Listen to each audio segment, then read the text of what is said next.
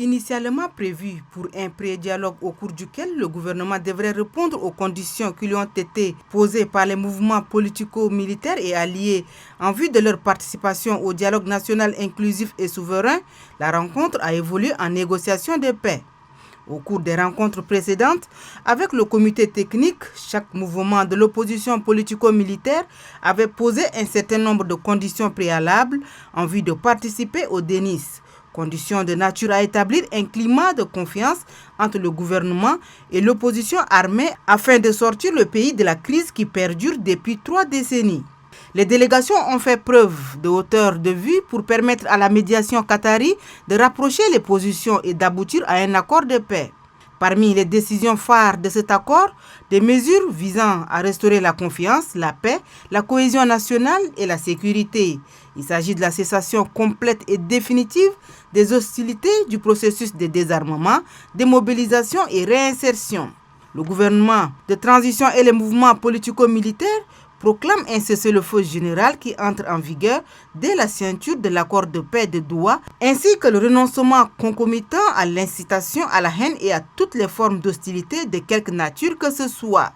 Ils s'engagent mutuellement à n'entreprendre aucune opération militaire ou attaque de quelque nature que ce soit contre chacune des parties. Pour rendre le cessez-le-feu définitif et irréversible, les parties conviennent de la mise en route d'un programme de désarmement, démobilisation et réinsertion obéissant aux normes internationales reconnues avec les étapes successives d'un commun accord.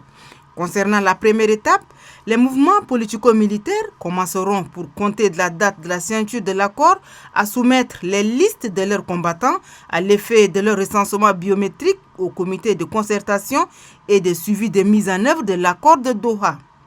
La deuxième étape prévoit qu'à l'issue du dialogue, les mouvements politico-militaires fourniront au comité de concertation et suivi de la mise en œuvre de l'accord de Doha les listes de leurs combattants, de leurs armes et de leur localisation en coordination avec les autorités des pays voisins.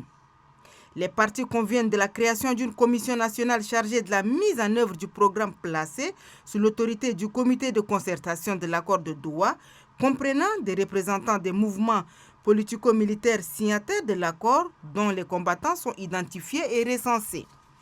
Les parties mettront en place des équipes mixtes de liaison constituées de 10 représentants du gouvernement de transition et de 10 représentants des mouvements politico-militaires signataires de cet accord pour permettre l'interaction de sa mise en œuvre.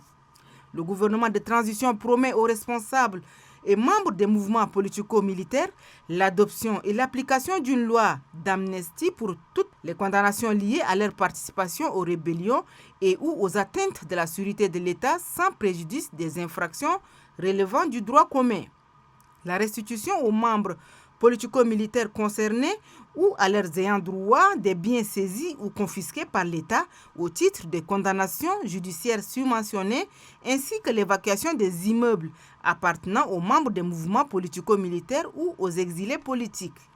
La liberté est accordée à tout membre des mouvements politico-militaires de créer un parti politique ou une organisation de la société civile conformément au texte en vigueur. Les parties procèdent à la libération réciproque des éléments respectifs des forces de défense et de sécurité et des combattants des mouvements politico-militaires faits prisonniers lors des différents affrontements. À ce sujet, juste après la tenue du DENIS, le gouvernement a procédé à la libération des prisonniers de guerre détenus à la maison d'arrêt de Klesum d'Njamena. S'agissant du DENIS, les parties signataires de l'accord de Doha se sont engagées à veiller à ce que les décisions issues de ce dialogue soient de nature à consolider la paix, la cohésion nationale, la stabilité institutionnelle, la bonne gouvernance et les valeurs républicaines. Parmi les résolutions de cet accord figure la création d'une commission spéciale d'enquête comprenant des représentants des politico-militaires, des représentants des forces de défense et de sécurité et 2 représentants du comité de concertation et de suivi de la mise en œuvre de l'accord de Doha et de la communauté internationale. Et ce, pour réunir tous les éléments d'appréciation sur les allégations de disparition des prisonniers de guerre, tant du côté du gouvernement que celui des politico-militaires afin de traduire les auteurs devant la justice. Des mécanismes de suivi et de mise en œuvre sont mis sur pied. Les parties signataires se sont engagées à respecter de bonne foi leurs engagements respectifs pris dans le cadre du présent accord et à œuvrer à la mise en œuvre de l'ensemble de ces dispositions dans l'intérêt de la paix et de la réconciliation nationale, gage de la stabilité et du développement du pays. À l'issue du DENIS, l'on note également la volonté des autorités de la transition à travers des actes concrets. Il s'agit entre autres de l'amnistie générale des politico-militaires, de la libération des prisonniers de guerre, la nomination des ex-politico-militaires dans le gouvernement d'union nationale. Les parties signataires lancent un appel à la communauté internationale, aux partenaires techniques et financiers, aux amis du Tchad en vue de soutenir ses efforts pour son développement social et économique.